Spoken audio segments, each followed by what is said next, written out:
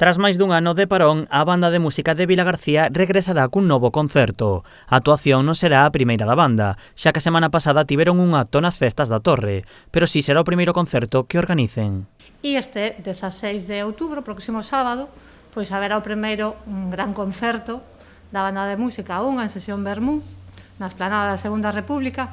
É certo que xugo un aperitivo este fin de semana pasada nas festas da Torre, no que se fixo, bueno, pois o tradicional pasar a calles que se fai nas procesións das festas, pero, bueno, este é un concerto, bueno, pois máis traballado, non? Digamos, con repertorio especial e é como pois este gran regreso da banda pois ao público de Vilagarcía.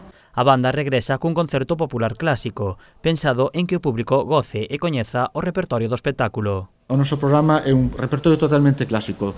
Tendremos obras de Marquina, tendremos obras tamén de Rossini, tendremos obras de Cebrián, é dicir, tendremos obras tamén dun compositor que de obra para nós é moi coñecido como Eber Apermon, que fai non moitos anos estuvo con nós presentándonos toda a súa música. A pesar do regreso, a banda volve sufrindo os efectos da pandemia, xa que máis de 20 músicos deixaron a agrupación.